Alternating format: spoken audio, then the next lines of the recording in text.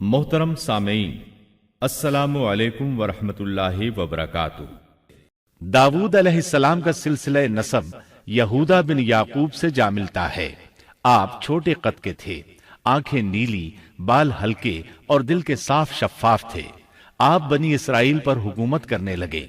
अल्लाह ताला ने इनकी हुकूमत को मजबूत कर दिया और यूं बनी इसराइल एक बार फिर यकजा हो गए। अल्लाह ताला ने आप पर बहुत से मोजज़ात जाहिर फरमाए। आप पर एक किताब भी नाजिल हुई जिसे ज़बूर के नाम से जाना जाता है। अल्लाह ताला सूरत निसा आयत 163 में फरमाते हैं, और दाऊद को हमने ज़बूर भी इनायत की थी। हमने दाऊद को ज़बूर अता फरमाई। आप तमाम इंसानों से ज्यादा खूबसूरत आवाज वाले थे। सही बुखारी की एक हदीस में है कि एक मर्तबा रसूलुल्लाह सल्लल्लाहु अलैहि वसल्लम ने अबू मूसा अशअरी रजी अल्लाह अन्हु को कुरान मजीद की तिलावत करते सुना। उनकी आवाज बहुत खूबसूरत थी।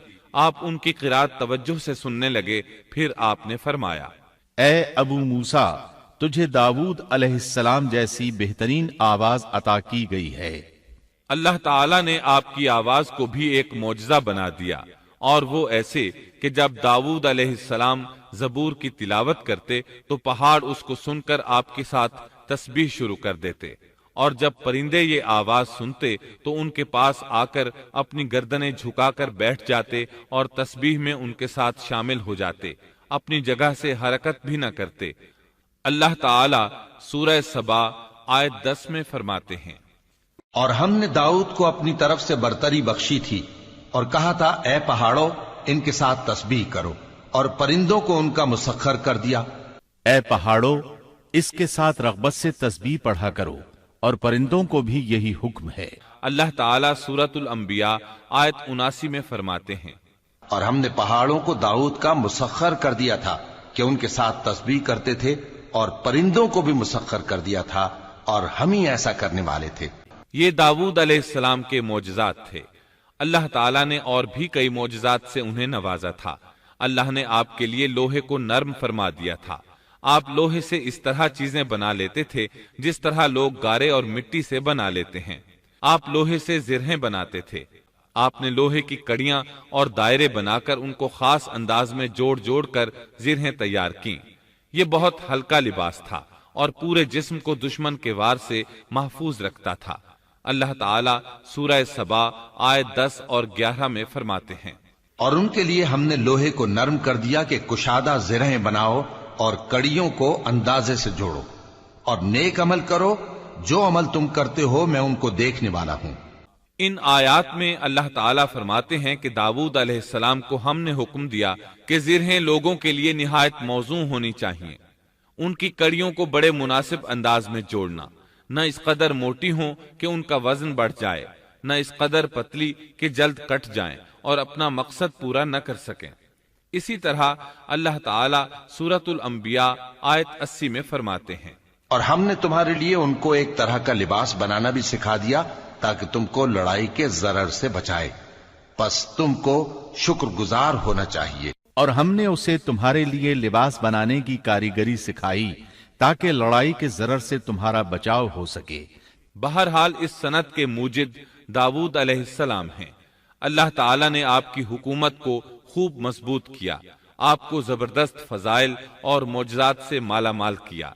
अल्लाह ताला सूरत स्वाद आयत 20 में फरमाते हैं, और हमने उनकी बादशाही को मुस्तहकम किया और उनको हिकमत और फैसला कुन खिताबत अता फरमाई। और हमने उसकी सल्तनत को मजबूत कर दिया था और उसे हिकमत दी थी और बात का फैसला समझा दिया था। आप लोगों के दरमियान निहायत आदिलाना फैसले फरमाते थे। आप नबी भी थे, बादशाह भी और काजी भी। आपकी हुकूमत के मुतालिक कई अहकामात नाजिल हुए। इनमें से कुरान मजीद में एक हुक्म अजीब अंदाज से आया है।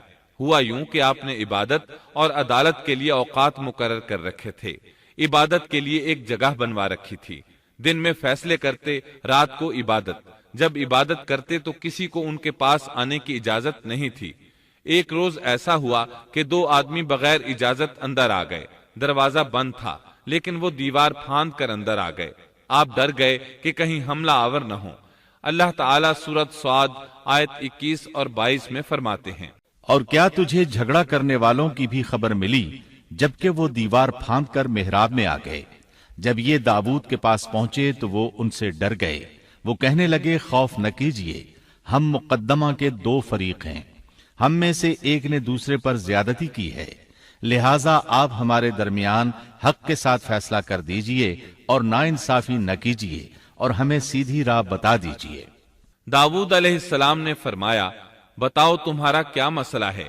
ان میں سے ایک نے کہا، یہ میرا بھائی ہے، اس کے پاس 99 دمبیاں ہیں اور میرے پاس ایک ہی دمبی ہے، لیکن یہ مجھ سے کہہ رہا ہے کہ اپنی یہ ایک بھی مجھے دے دے اور مجھ پر بات میں بڑی سختی برتتا ہے۔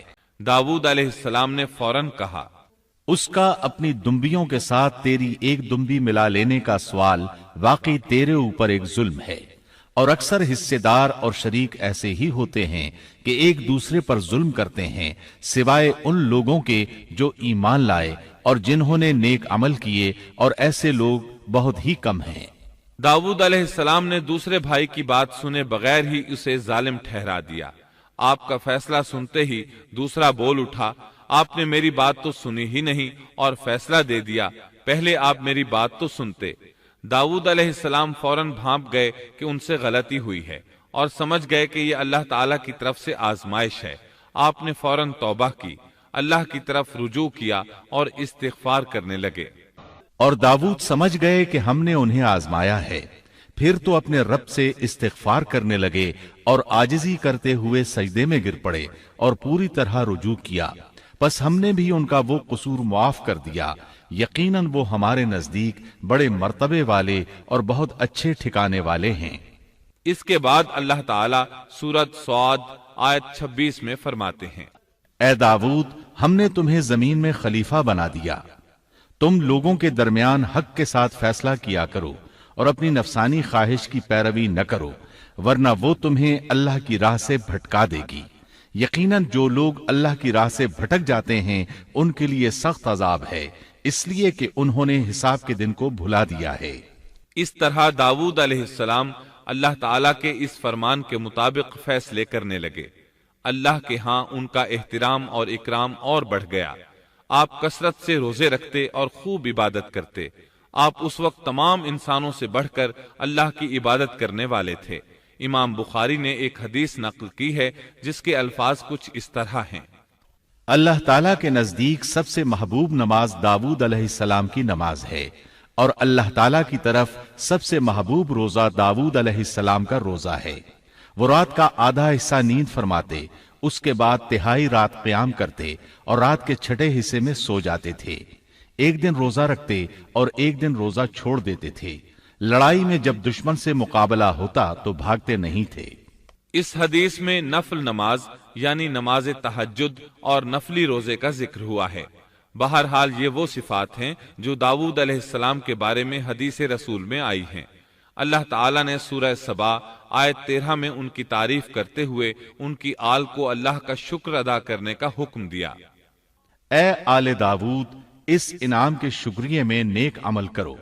داؤد علیہ السلام کی ایک صفت یہ تھی کہ آپ بہت شکر گزار تھے، اور ایسے لوگ کم ہی ہوتے ہیں، جیسا کہ سورہ سبا آیت 13 میں اللہ تعالیٰ فرماتے ہیں، داؤد علیہ السلام میں جیسے دیگر بہت سی خوبیاں تھیں، وہاں ایک بہت عظیم خوبی یہ بھی تھی کہ وہ ایک بادشاہ ہونے کے باوجود ایک درہم بھی سلطنت کے بیت المال سے نہیں لیتے تھے۔ اپنا اور اپنے اہل و عیال کا بوجھ خود اٹھاتے تھے، اور اپنی محنت اور ہاتھ کی کمائی سے حلال روزی حاصل کر کے اپنے اہل و عیال کو کھلاتے تھے۔